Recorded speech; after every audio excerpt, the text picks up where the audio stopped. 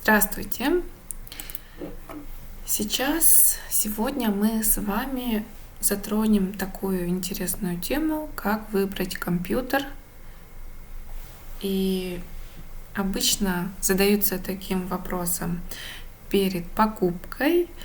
И многих интересует, как же сделать выбор, что именно надо смотреть перед покупкой и так далее.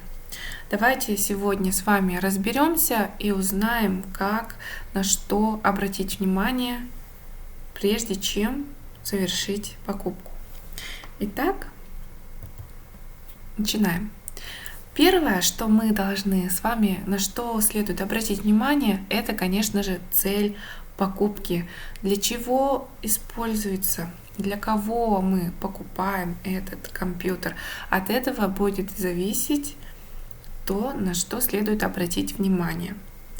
Обычно компьютер мы используем для работы, возможно, для развлечений, игр, возможно, и для учебы. Это может быть ноутбук или компьютер для ребенка, или, возможно, для вашей работы и так далее. Второе – это мобильность. Некоторые задаются вопросом, что же выбрать лучше, персональный компьютер или ноутбук. Тут могу сказать одно, что на самом деле все зависит от того, насколько вы мобильны, как вы собираетесь использовать. Если у вас есть свое рабочее пространство, рабочий стол, и вы знаете точно, что вдруг куда-то в поездке вам не надо будет работать, не потребуется что-то, всегда точно уверены, что у вас есть определенное место, то, конечно, лучше купить персональный компьютер, потому что при всех характеристиках одинаковых производительности производительности, компьютер будет дешевле, стоит дешевле, плюс у него есть большое преимущество в том, что если что-то сломалось, если что-то устарело, персональный компьютер всегда можно быстро заменить сломанную часть, либо сделать апгрейд, улучшить, например, увеличить что-то, поменять и так далее. Это будет гораздо проще сделать именно с персональным компьютером. Но все-таки, если вы по какой-то причине хотите работать не только дома или в одном месте в офисе, а собираетесь, допустим, работать в поездке, может даже в кафе, или даже дома, бывает, хочется поработать именно на кровати, допустим, кому-то хочется фильм посмотреть таким образом, и так далее. Поэтому в таком случае, конечно, лучше выбрать ноутбук. Тем более сейчас ноутбуки тоже по производительности ничем не уступают персональным компьютерам. То есть можно выбрать себе ноутбук на любые ваши цели. Итак, и, третий параметр хранения, это тоже очень важно в плане того, что это один из параметров. Далее мы посмотрим, сколько мы собираемся хранить данных. И всегда на ноутбуке, мы еще поговорим, или на компьютере мы какой-то объем данных храним. И тоже зависит от того, чей будет это компьютер, чей это будет ноутбук. Студента, офисного работника или же школьника-геймера, например.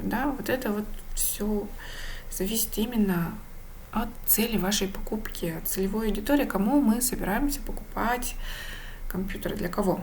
В первую очередь вы должны именно задать себе такой вопрос. От этого многие вещи уже станут понятны.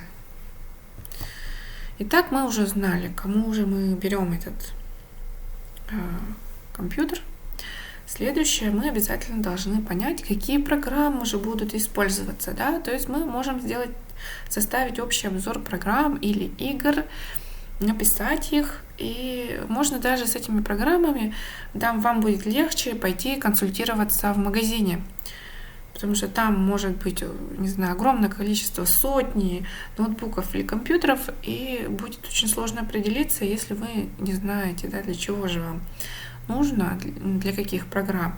Если вы распишете себе программы, например, вот такие-то игры будут установлены, или какие-то программы, вам будет консультанту даже будет легче вам подобрать характеристики компьютера. Общий обзор, список. Если вы, опять-таки, если это подарок и не знаете, какие программы точно будут использоваться, то далее мы тоже общие моменты все равно рассмотрим.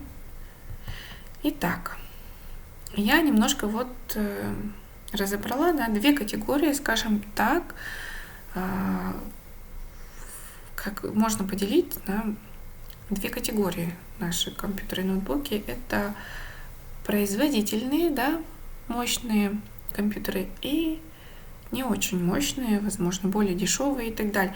В каких же случаях мы можем себе купить дешевый, а в каком это может оказаться не очень хорошим решением? Первое, это у меня получается левая сторона экрана, да, идут офисные программы, браузер, интернет, игры в браузере или же маленькие игры, просмотр просто видео, картинок и так далее. Это все не требует большой производительности. То есть вы можете купить бюджетный компьютер, ничего страшного в этом не будет. То есть не обязательно брать самые продвинутые модели, самые мощные и так далее, если вы собираетесь просто работать в офисных программах, сидеть в интернете.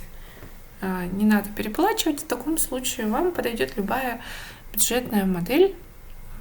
И тоже касается учебы, да, если вы собираетесь ребенку покупать ноутбук, то не обязательно покупать очень мощный, так как в этом случае для работы на самом деле сейчас уже большинство компьютеров имеют хорошие характеристики, даже бюджетные модели, этого будет вполне хватать. Итак, второй раздел у нас, это уже идут, конечно же, игры. Мы знаем, что большие игры, которые имеют красочный мир, 3D, да, игры, они, конечно, требуют большей производительности, и есть целый сегмент отдельный, это игровые ноутбуки или игровые компьютеры. Они стоят, конечно же, сразу в несколько раз дороже бюджетных моделей, но не всем обязательно играть. Бывают игровые ноутбуки или компьютеры можно покупать, даже если вы работаете, графические редакторы, фото, видео редактор. Ой, 4-й раз я повторила. Ладно, это ошибочка, ничего страшного. В общем, у нас получается только в этих случаях нам нужны очень производительные компьютеры. Это либо профессиональное использование, если вы точно собираетесь заниматься фоторетушью, да, или графическими редакторами увлекаетесь, вам надо делать какие-то рисунки, либо составлять макеты с дизайном и так далее, тогда, конечно, стоит посмотреть уже более производительные компьютеры. Тоже касается и игр. Если вы точно собираетесь дарить ребенку, допустим, это его мечта, он хочет какую-то определенную игру играть, и вы хотите ему сделать подарок, обязательно надо будет обратить внимание на игровые модели. Не обязательно имеется в виду, что характеристики уже должны быть помощнее. И как я уже говорила, если вы точно даже знаете, какие игры он играет, то можете их прямо выписать, и вам помогут подобрать по его характеристикам нужный компьютер. Теперь мы знаем, что есть бюджетные модели, а есть более мощные производительные компьютеры. и в каких случаях стоит покупать тот или иной.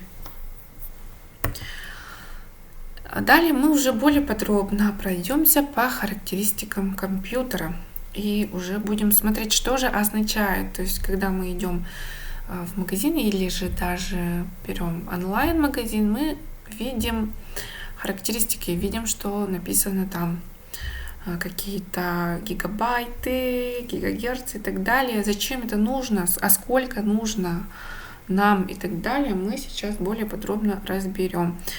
И хотела еще вам сказать, что в конце, после того, как вот мы в теории рассмотрим все варианты, все характеристики компьютера, мы на примере, на практике откроем интернет-сайт, на котором сразу видим, что означает та или иная характеристика, для чего это нужно.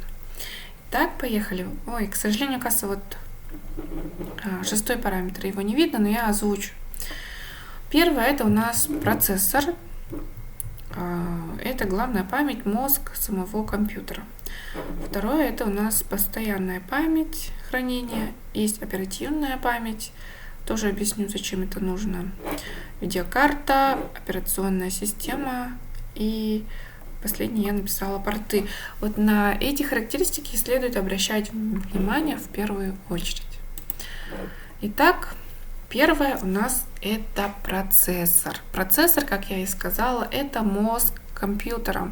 Тут на самом деле все очень просто. Сейчас процессоры имеют ядра. Наверное, уже давно слышите, 4-ядерные, 2-ядерные, 8-ядерные процессоры и так далее. Конечно же, чем больше количество ядер, тем лучше, то есть чем мощнее процессор. И процессор измеряется в гигагерцах, да, производительность процессора. Вы можете высчитать, что моделька, допустим, меньше, больше. Процессор, опять-таки, для офисных работ, для учебы, то, что мы смотрели, разделили на два вида, да, на производительные и бюджетные линейки. Сейчас процессоры уже, по-моему, минимальные, это 2 ядра точно есть, поэтому на процессор можно сейчас и не особо смотреть, если вы точно не знаете.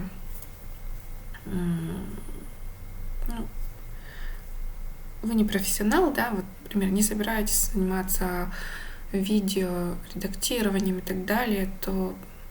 Но сейчас процессоры уже, как бы сказать, уже имеют несколько ядер, и можно на это сильно не акцентировать свое внимание при выборе. Следующее у нас это, кроме количества ядер, это производительность и класс. Тут уже, да, можно сказать, что производители их самых главных два, Intel и AMD. Но это как Samsung и iPhone. Дело вкуса и бренда. На самом деле, в основном выборы тоже разницы не имеют. На самом деле, два производителя, оба хороши, да. И класс, больше это зависит от класса. То есть есть, конечно, бюджетные, есть дорогие классы обоих производителей. И это тоже зависит от ваших целей изначальных. Если вы не собираетесь профессионально заниматься вот такими программами, либо не являетесь игроком компьютерных игр, то вот это вот не самая важная характеристика. Ну, конечно, можно тут поспорить, много, конечно, таких, что это самое главное и так далее. Но, скажем так, следующие параметры будут более важны. Итак, это у нас следующая постоянная память. Вот тут уже, да, надо будет думать перед покупкой, обратить внимание, какой же тип памяти есть на этом компьютере или на ноутбуке. Итак, самый известный это у нас жесткий диск. Раньше постоянная память не имела большого выбора, у нас был только жесткий диск, и мы смотрели только на его объем, но про это мы еще тоже поговорим. Но сейчас уже есть и другие виды постоянной памяти. Это SSD-диск и есть еще, оказывается, eMMC, то есть мультимедиа карт, портативная флеш-карта памяти. Она что-то среднее по производительности между жестким диском и SSD. Итак, для чего нужна постоянная память? Постоянная память, прежде всего, она нужна для хранения ваших данных. И, конечно, в первую очередь зависит объем, сколько вы сможете хранить в своем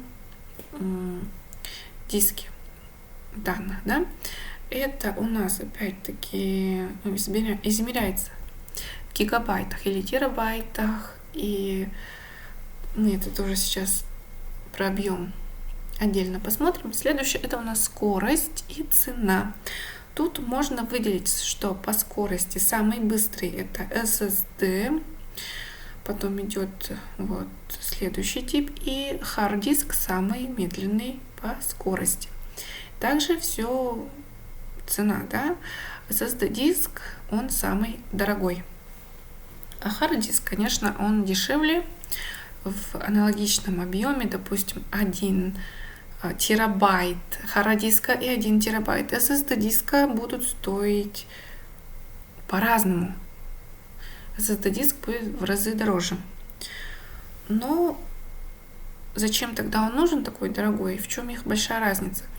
Именно в скорости, да, во втором параметре это в скорости. То есть, если вы объем сейчас мы рассмотрим, то скорость, если помните, да, что жесткий диск, к нему обращается вот процессор, и на самом деле раньше даже было слышно, не знаю как сейчас, но на старых компьютерах было слышно, как скрипит hard-диск, насколько он напрягается, когда мы к нему обращаемся, как вращаются эти диски. Поэтому, конечно, hard-диск он медленнее, чем SSD-диск. Но при этом SSD-диск нужен дороже, для того, чтобы ваш компьютер быстрее работал. Соответственно, SSD-диск опять-таки нужен, если вы профессионально занимаетесь или играете, увлекаетесь играми для вашего компьютера. Стоит обратить внимание именно на компьютеры с SSD-диском. Его наличие будет говорить о том, что у вас компьютер будет быстрее. Следующее это объем. Тут тоже надо определиться, сколько вы собираетесь хранить объем в вашем компьютере. Как я уже сказала, SSD-диск он дороже, но быстрее, поэтому операционная система обычно, но поменьше объемом еще бывает. Лучше устанавливать, если у вас есть компьютер с SSD-диском, лучше устанавливать туда операционную систему. То есть, если она комбинированная. Бывает такое, что бывает комбинированный. Есть и SSD-диск, и hard-диск. Операционный мы ставим в SSD-диск, а ваши данные будут храниться в жестком диске. Итак, сколько же объема нужно вам для комфортной работы? Операционная система, она занимает тоже место. Без нее вы никуда. То есть это как Android на телефоне. Операционная система это главная программа, без которой вы не сможете просто работать с компьютером. Она есть на всех компьютерах, и она тоже занимает место. Начинается от где-то 16 гигабайт. Программы тоже должны быть на вашем компьютере, без этого тоже никак. Они занимают, каждая программа тоже в зависимости от типа, это как фоторедактор, игры и так далее, это все программы, и они тоже будут занимать место. Чем их больше, тем больше нужен объем. Но все-таки сейчас, в данное время, характеристики компьютеров стали гораздо мощнее, чем были в предыдущие годы, поэтому в любом случае вот эта вот программа, операционная система влезут в любой современный компьютер или ноутбук. Но следующий параметр. ваши данные, насколько вы собираетесь много файлов хранить в вашем компьютере. От этого будет зависеть, какой объем вы купите. Если вы любите хранить на компьютере много фото, видео, документов, то нужно брать обязательно большой объем. Можно комбинированный с жестким диском, чтобы сумма была не такая большая. Ну и вообще смотреть терабайтные объем. 1 терабайт это 1000 гигабайт. Такого объема жесткие диски, чтобы вам хватало.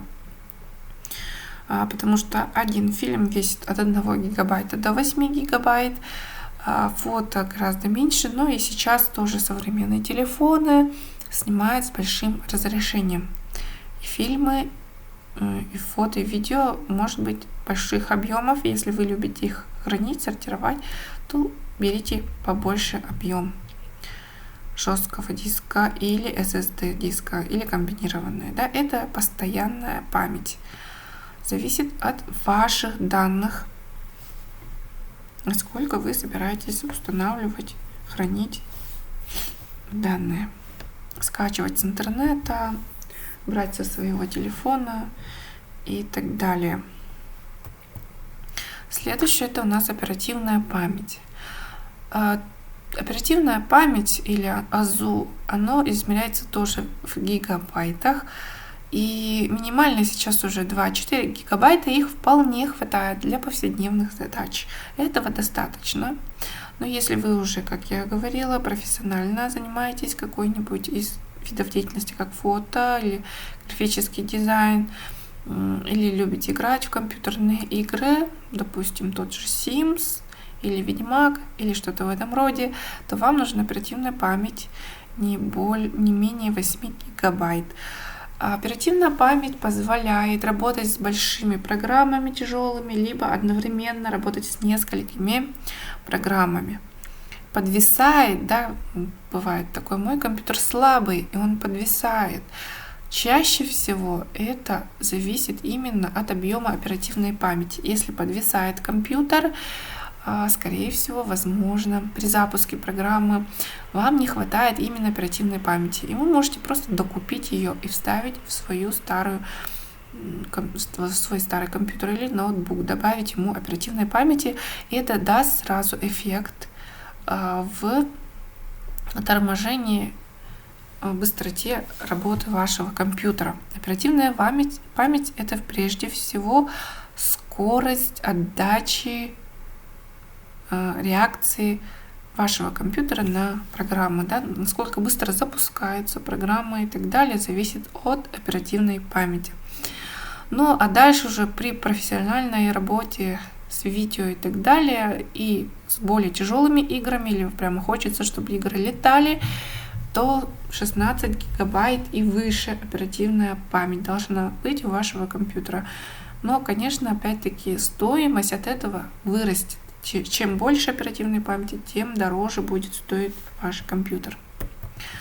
Следующее это видеокарта. Тут на самом деле можно выделить только то, что бывали, по крайней мере, бывали встроенные видеокарты и дискретные.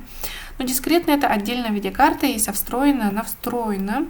И она может, встроенная видеокарта, минимальные характеристики. Но мне кажется, сейчас уже все выпускают дискретными видеокартами.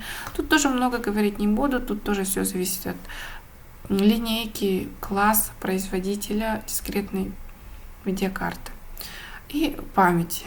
Если вы не играете профессионально в игры, то есть не работаете с тяжелыми программами, то вам можно тоже не обращать сильного внимания на производительность видеокарты.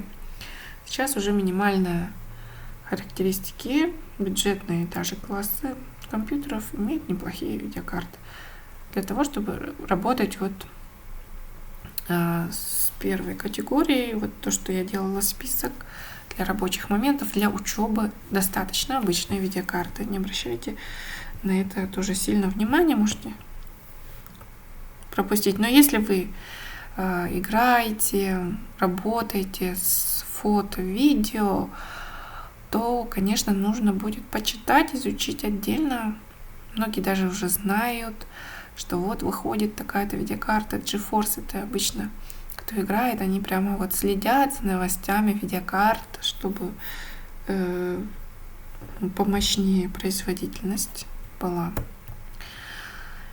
Далее, на что следует обратить внимание при покупке, то это операционная система. Она может отсутствовать, либо может называться DOS, но это практически то же самое, как отсутствие операционной системы. Либо на нем может стоять Windows, либо на нем может стоять Unix. В чем разница? Отсутствует, лучше не брать, если вы не умеете ставить Windows и не знаете, как это сделать. Проще будет купить уже с готовой операционной системой, установленной. Windows — это самая популярная операционная система для настольных компьютеров и для ноутбуков. С ним будет вам проще работать, привычнее и проще. Unix — это бесплатная операционная система, то есть ноутбук или компьютер, который одинаковы по характеристикам, абсолютно одинаковы, могут дешевле стоить, если у них стоит Unix, или дороже, если стоит Windows, то есть прибавляется в цене. Это, еще раз говорю, если вы в этом не разбираетесь, лучше вам купить Windows, так будет проще. Ну, конечно, есть еще от Apple операционная система, но это отдельная тема. iMac, они очень достаточно дорогие, тоже как бы либо фанаты покупают, либо их Apple продукцию, либо тоже профессионалы, фото, видео и графические дизайнеры могут покупать и так далее. Ну, поэтому мой совет по операционным системам, что проще будет с Windows, но дешевле с Unix. Итак, следующее это у нас порты. На что следует обратить внимание, что у нас какие выходы есть у вашего ноутбука. Первое это USB. Понятно, что USB используется для подключения разных устройств на ноутбук. Это мышка, это микрофон, веб-камера или что-нибудь еще. Да? Это может быть графический планшет и так далее. Но в этом случае у нас USB-порт не обязательно какого он стандарта, любой подойдет для подключения устройств. Принтер, сканер и так далее. Надо обратить внимание на количество USB-портов. Чем больше, по идее, тем удобнее, если вы собираетесь его интенсивно использовать, вам нужно подключать много устройств, лучше больше портов. И смотрите на расположение слева, справа. Это тоже зависит от удобства, да, как вам нравится, например. Также по USB можно отметить, что есть стандарты USB, они обновляются, свежие порты это 3.0 и выше, но есть и 2.0. Это были старые порты, они, по-моему, отличались когда-то цветом, сейчас, если честно, точно не могу вам сказать. Следующее это у нас карты памяти. Есть ли на ноутбуке карта памяти, где можно вставить от телефона или от фотоаппарата или видеокамеры? Это тоже зависит от того, насколько вы с ними взаимодействуете, нужно вам это или нет. Тоже можете обратить внимание. Ну и сетевой HDMI, я думаю, уже есть во всех устройствах, тоже не самый главный параметр. Теперь следующее. Если мы решили, что покупаем именно ноутбук, то мы должны обратить внимание на диагональ. Есть маленькие, это где-то 11-12 дюймов. Самый стандартный размер ноутбука это 15 и 17 это большие.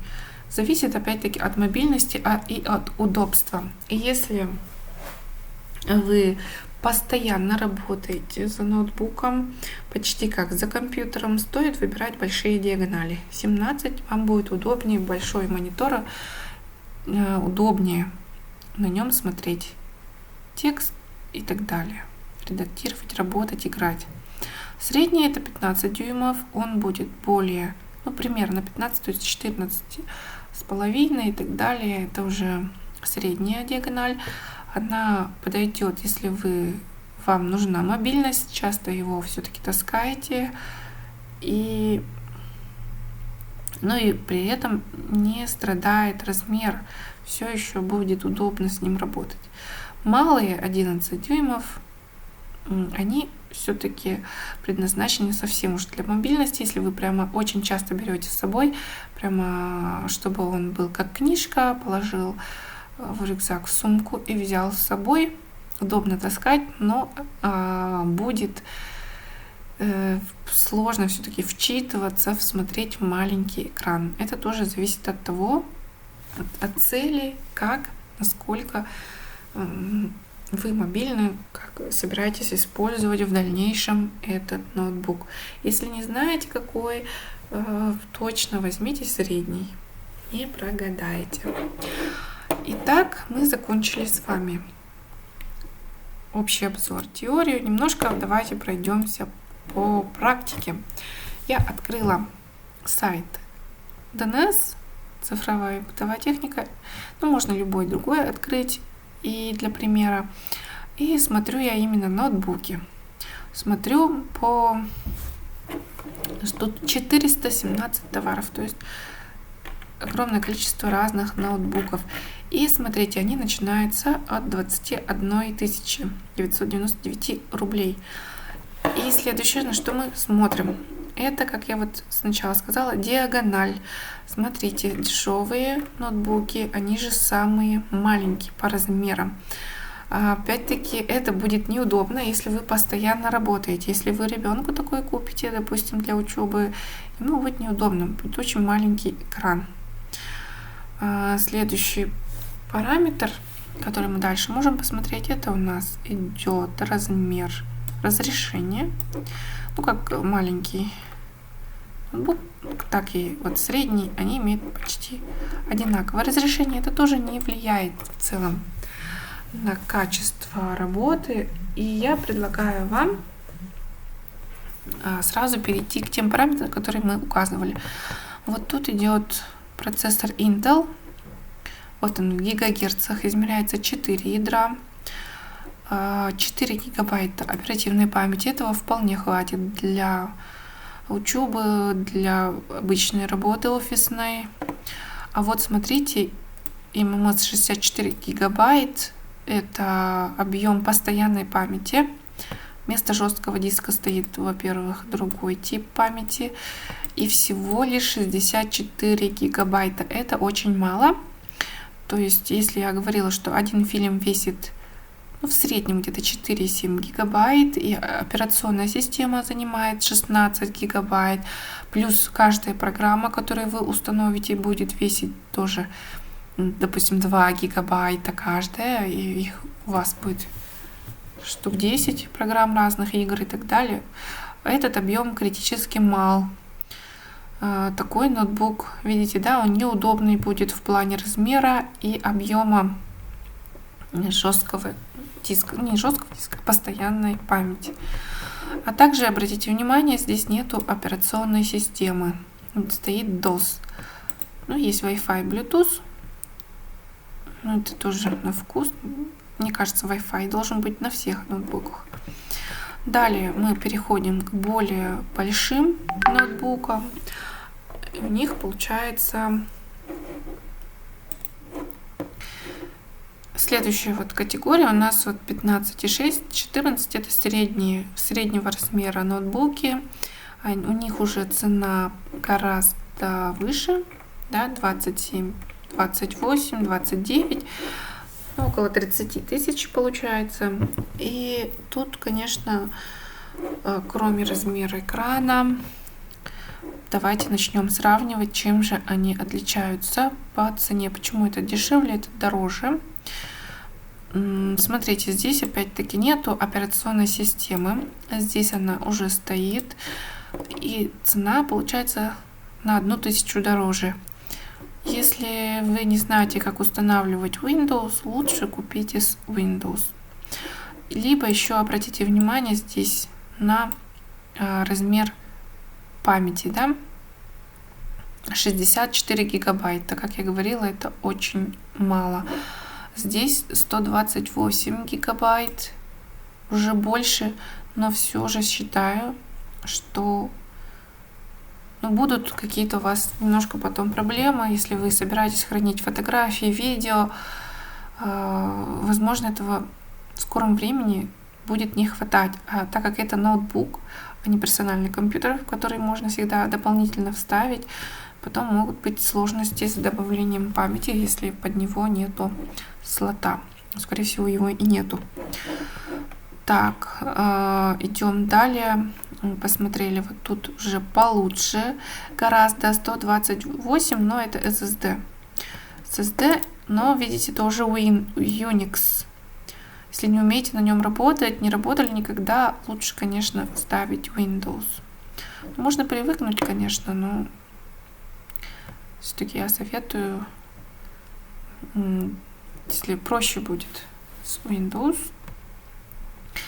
Вот, идем к следующему ноутбуку. Здесь тоже Windows стоит. 128 гигабайт, 4 гигабайта. Видите, у всех они одинаковая оперативная память. Достаточно для работы с основным, с обычными программами. Вот тут оно отличается тоже наличием Windows, размером, практически одинаковые. Если вы хотите лучше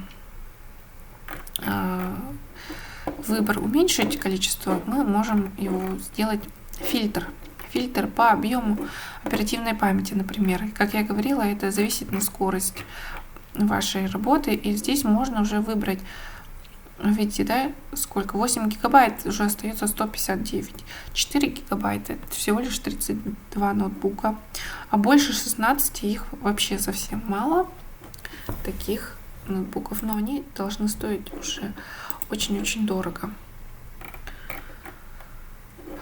Так, видите, да, 209 тысяч, прямо заоблачные цены, поэтому мы их тоже рассматривать не можем. Давайте посмотрим на 16 гигабайт. Если вы вот профессионально собираетесь заниматься, либо хотите играть много или хорошие игры, то ценовая категория уже здесь начинается от 60, примерно 60 тысяч будут стоить ноутбуки. Некоторые ведь значок имеют игровой, значит у них получше будет видеокарта, гораздо мощнее, с собственной памятью, вот, на 4 гигабайт SSD 512 и 16 гигабайт оперативной памяти. Вот. 8 это среднячки, очень хорошие среднячки. Они вот где-то 30 тысяч стоят, 30-40 тысяч по объему памяти. Но для обычной работы и учебы, еще раз повторяю, хватит и бюджетных ноутбуков. Тогда можете сразу перейти на 4 гигабайта по оперативной памяти. Вот линейку, дальше идет процессор, лучше можно даже не обращать особо внимания. Конечно, i9 лучше и дороже, и так далее. Лучше ориентироваться на оперативную память, на диагональ и на жесткий диск, объем жесткого, или SSD, или MS диска. Вот, потому что вот даже некоторые дорогие могут иметь совсем маленький объем. Но думаю, на этом все, уже много времени прошло. Спасибо за внимание, надеюсь, что-то стало понятно, у вас появилась какая-то система, уже понимаете, на что следует обращать внимание в первую очередь перед покупкой ноутбука или компьютера. Всем спасибо за внимание.